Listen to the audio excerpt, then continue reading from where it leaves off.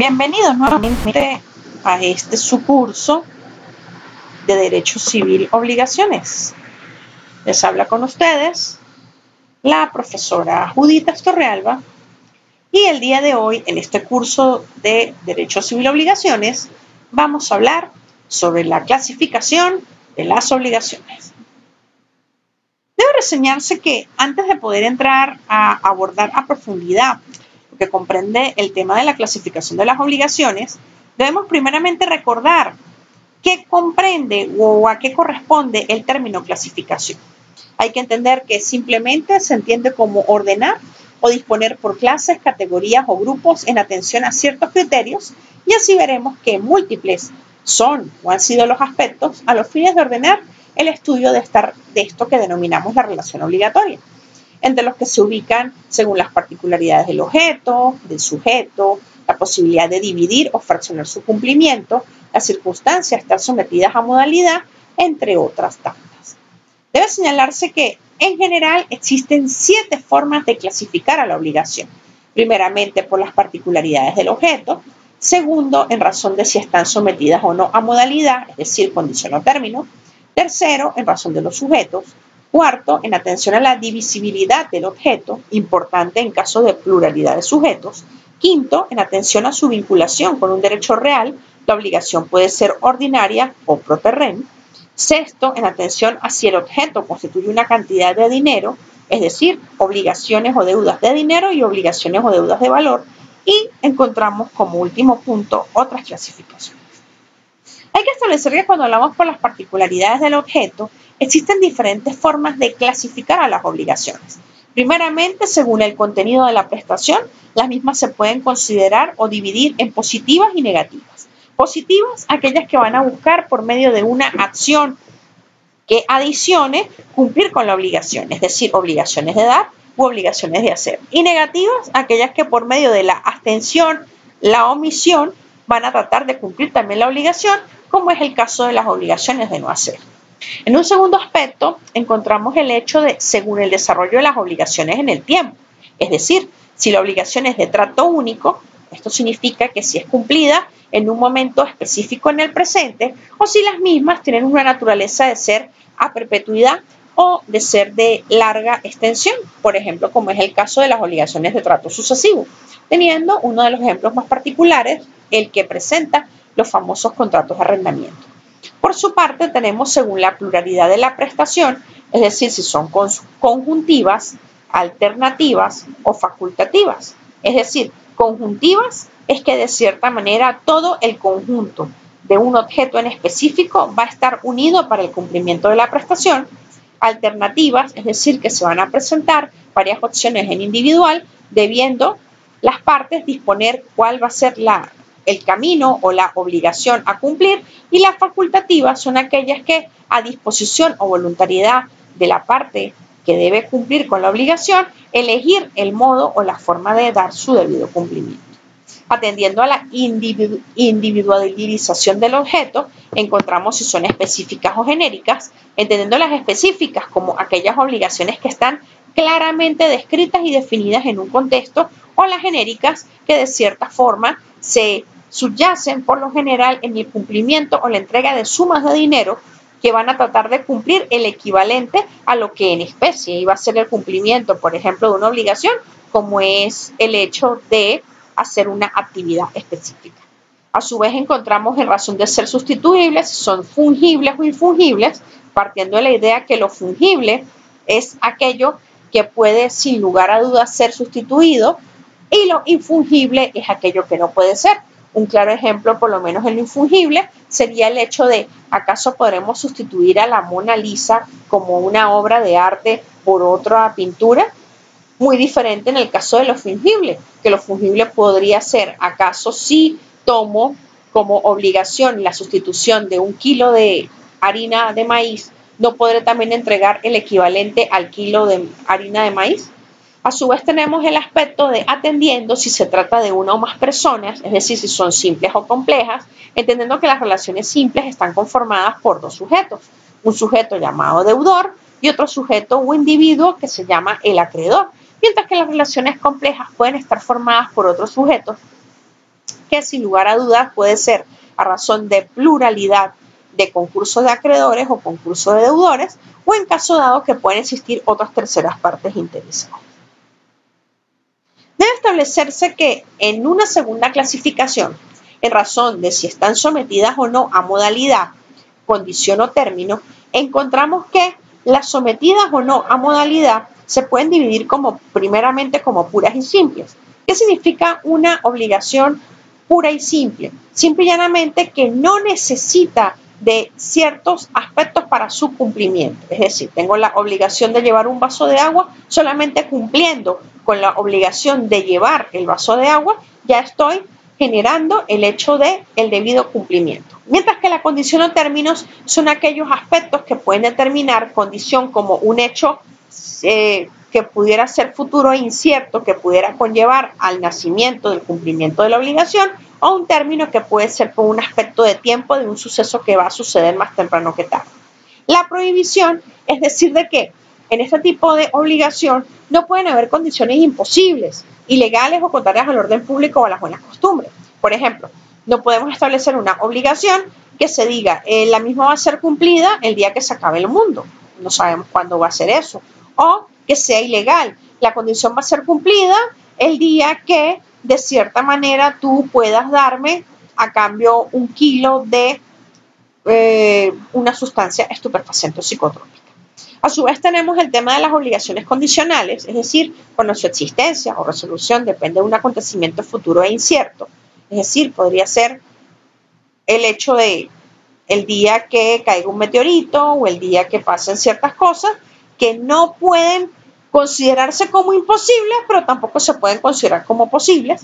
Y encontramos, según de lo que dependa la condición, es decir, si la condición es suspensiva o es resolutoria, o si la misma suspensiva es que viene y de cierta manera al llevarse a cabo la misma, la obligación suspende los debidos efectos que tenga que establecer, es decir, por ejemplo, una condición en la cual se establezca: si tú te casas y tienes un hijo, la obligación se extingue.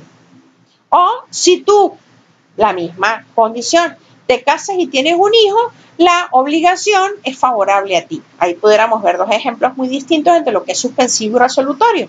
Y encontramos, según la realización del hecho, que podría ser positiva o negativa, una causal como un aspecto de una causa-efecto, potestativa, el hecho de que las partes realmente sí deban o no cumplir con la respectiva condición, y la mixta, que puede ser la unión de todas las anteriores que hemos mencionado, o sencillamente la unión de una, de dos en adelante. Por su parte, en razón de si están sometidas o no a modalidad, condición o término, tenemos que señalar de que la doctrina nos habla que son aquellas en las que se señala una fecha o momento a partir del cual comienzan o cesan los efectos de la obligación. ¿Esto qué significa? A diferencia de la obligación condicional, en estas existe la seguridad absoluta de que el día o acontecimiento prefijado ha de llegar. Por ejemplo, una persona dice, la obligación se va a extinguir el día que cumplas 25 años. Más temprano que tarde los 25 años van a llegar. El término o plazo puede ser cierto en el cuándo, pero necesariamente ha de ser cierto en el sí. Es decir, para que pueda hablarse de una obligación a término, tiene que existir la seguridad de que el acontecimiento ha de producirse, y si bien puede existir duda acerca del momento en que tendrá lugar. A su vez tenemos que las obligaciones a término pueden de cierta manera clasificarse. Encontramos que según su certeza, su importancia, su origen, sus efectos y su determinación.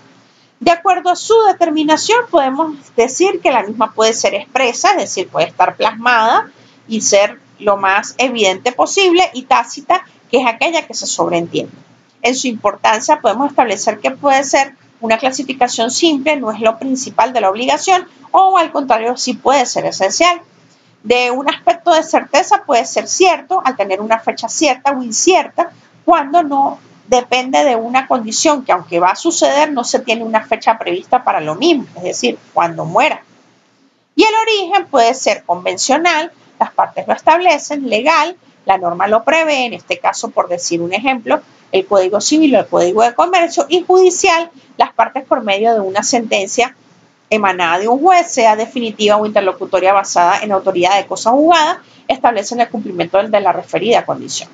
Y los efectos pueden ser plenos, es decir, pueden alterar toda la obligación, o pueden ser parciales, es decir, solamente puede cubrir a una parte.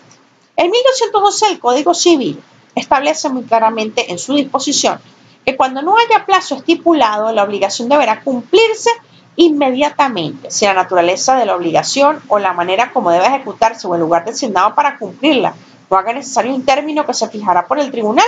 Si el plazo se hubiera dejado a voluntad del deudor, se fijará también por el tribunal. ¿Qué significa esto? Que el Código Civil venezolano, aunque nos establece en doctrina la existencia de todo tipo de estos términos y condiciones, a nivel legislativo, el legislador exegéticamente quiso establecer pautas mucho más claras y concretas para poder establecer las modalidades de condición o término como aspectos para el cumplimiento de esta clasificación de las obligaciones. Por su parte, en razón de los sujetos podemos decir que atendiendo a la pluralidad de los sujetos, las obligaciones pueden ser conjuntas o mancomunadas. Es decir, pueden ser que sencillamente se lleven en conjunto o se cumplan de cierta manera bajo un colectivo, teniendo todas las partes una debida obligación equivalente entre sí, a diferencia de las obligaciones solidarias, donde de cierta manera las obligaciones solidarias lo que buscan es que cada uno de los acreedores pueda reclamar por sí la totalidad del crédito y puede haber también la voluntad de las partes de hacerlo solidariamente o un cumplimiento solidario. Las obligaciones conjuntas o mancomunadas son aquellas cuyo cumplimiento es exigible a dos o más deudores o dos o más acreedores y cada uno en su parte correspondiente, es decir, el derecho de cada acreedor y la obligación de cada deudor se desarrolla con independencia de los demás. Cada acreedor únicamente puede exigir al deudor la parte que le corresponda, a diferencia de la solidaria que en conjunto pueden hacer. En la cuarta clasificación, en atención a la divisibilidad del objeto, es decir, importante en caso de pluralidad de sujetos, podemos mencionar que la divisibilidad del objeto de la obligación puede ser divisible o indivisible.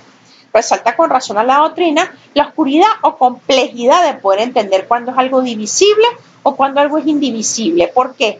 Porque de cierta manera las obligaciones divisibles son aquellas que tienen por objeto una prestación susceptible de ser cumplida por partes, sin que se altere la obligación. Y la obligación se complica si además de la existencia de varios titulares del crédito, el objeto que debe prestarse es indivisible. Por ejemplo, si tenemos un concurso de ser acreedores y tenemos en el haber un objeto que es un caballo, ¿cómo dividir un caballo entre varios acreedores? Es bastante complejo establecerlo. Es decir, en su naturaleza originariamente podríamos decir que es una división, es una obligación divisible porque existe un concurso de acreedores, pero que a su vez bajo su naturaleza se vuelve indivisible porque ¿cómo vamos a dividir a un caballo sin que el mismo no sea afectado en su naturaleza? Una cosa es divisible cuando puede ser fraccionada sin perjuicio de su esencia y se considera divisible una obligación cuando el sujeto es susceptible de obligación o cuando el sujeto es susceptible de fraccionamiento o división.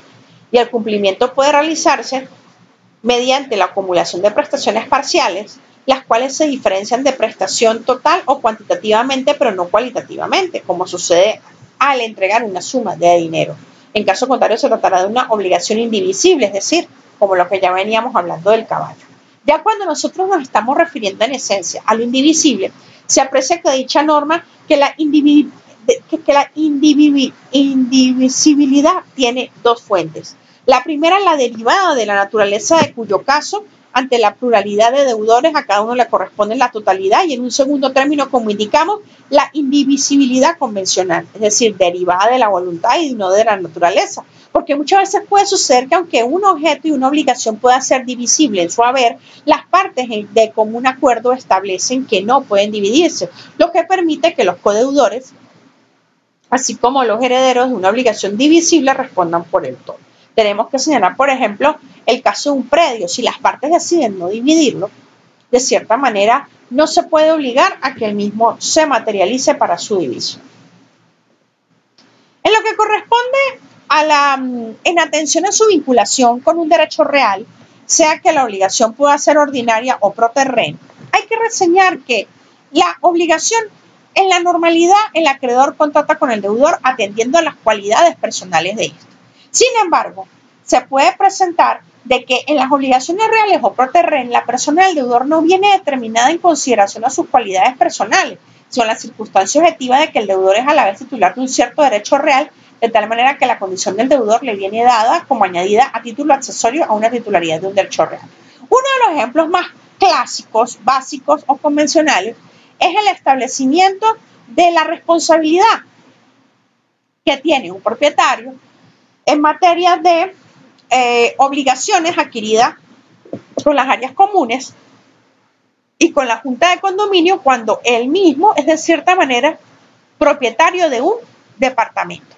Bueno, tú tienes un departamento que se rige o un local comercial bajo un régimen de propiedad horizontal, se establecen consideraciones en conjunto que hacen que, aunque la propiedad en su naturaleza pertenezca a un individuo, en conjunto va a tener obligaciones personales que lo lleven o que lo coaccionen a que deba de cumplir perfectamente con ello.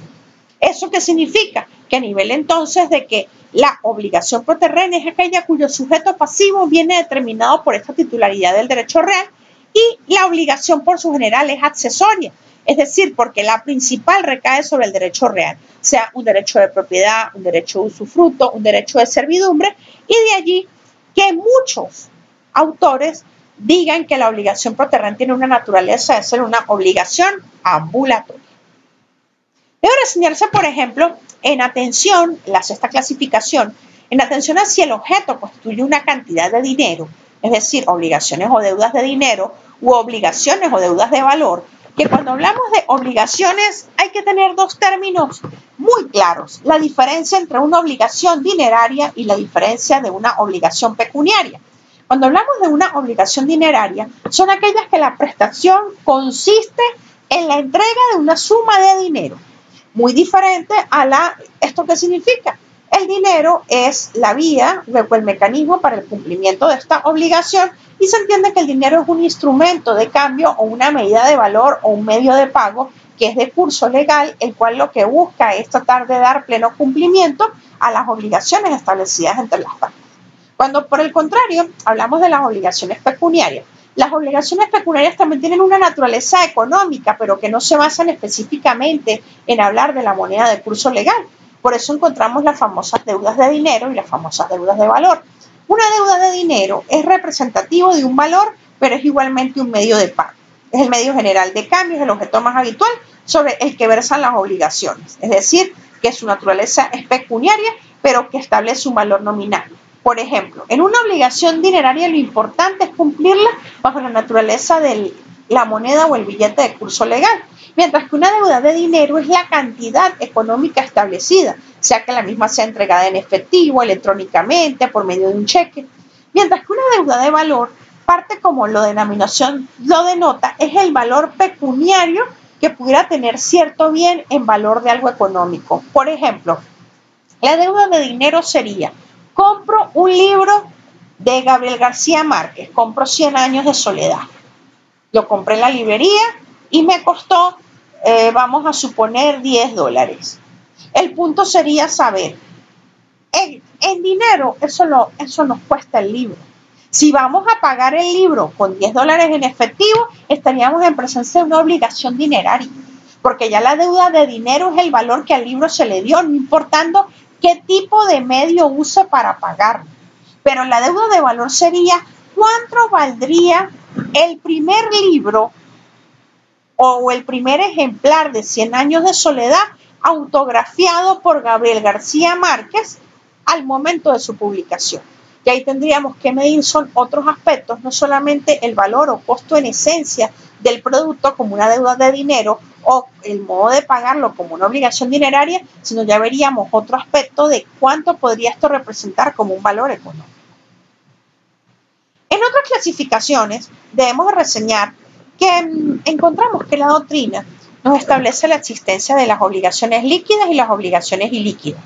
Las obligaciones es a la extensión de la prestación. ¿Qué son obligaciones líquidas? Se presentan cuando la extensión de la prestación ha sido determinada por las partes. ¿Esto qué significa? Las partes ya saben muy claramente cuál va a ser el monto o la suma económica que se va a establecer para el debido cumplimiento de la obligación. Las ilíquidas, por el contrario, no se precisa un monto, porque lo que se está esperando es un resultado. Por su parte, las obligaciones ciertas y las obligaciones inciertas atendiendo a la verificación o comprobación de la relación obligatoria, encontramos las obligaciones ciertas cuando la relación es reconocida por las partes o declarada como tal por una autoridad judicial. Y las inciertas podrían ser la derivada presuntamente de un hecho. Por ejemplo, vamos a establecer obligaciones inciertas. Podría ser que por el nacimiento de un hijo o el reconocimiento del mismo, yo tenga que cubrir su obligación de manutención y en consecuencia tendré que obligarme a un régimen de convivencia. Son ejemplos claros y básicos de lo que podríamos ser un tema de una obligación incierta. Obligaciones principales y obligaciones accesorias atendiendo a la entidad autónoma de la relación, es decir, las principales subsisten por sí mismas y las accesorias dependen de otras. Por ejemplo, cuando hablamos sobre todo en materias de garantías, materia que se verá mucho más adelante, podemos establecer que la naturaleza de las mismas lo que busca es eso, tratar de la accesoriedad, poder decirte que es un auxiliar de la obligación principal, cosa distinta a lo que pasa con las obligaciones principales que sí subsisten por sí mismas. Otras clasificaciones que tenemos que señalar son, por ejemplo, las famosas obligaciones contractuales y las obligaciones extracontractuales, atendiendo a que si tienen su origen en contrato o en una fuente distinta.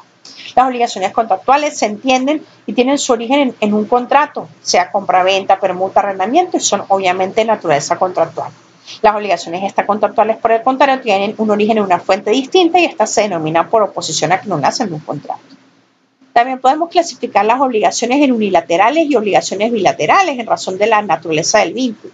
Unilaterales porque la obligación solamente surge para una sola de las partes, mientras que la bilateral implica que la misma relación obligatoria, cada una de las partes ocupa la posición de acreedor y deudor, teniendo obligaciones determinadas como perfectas u obligaciones que presentan ciertas variantes y se pueden denominar obligaciones imperfectas. A su vez encontramos las obligaciones de capital y las obligaciones de interés. Las obligaciones de capital, es decir, es el acervo monetario de una parte, es decir, es la totalidad del monto a nivel monetario de lo que va a corresponder, y los intereses es el precio o la remuneración que se paga por utilizar el capital ajeno, siendo los intereses de naturaleza convencional o naturaleza legal. Recordamos que el Código Civil nos habla y el Código de Comercio de los intereses civiles, los intereses legales.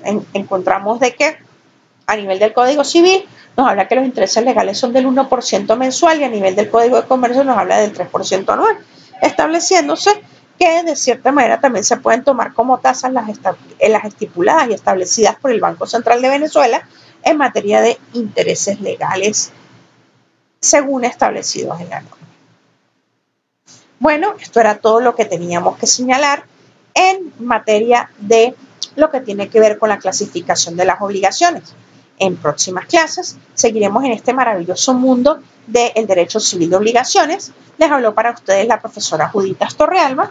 Hasta una próxima oportunidad.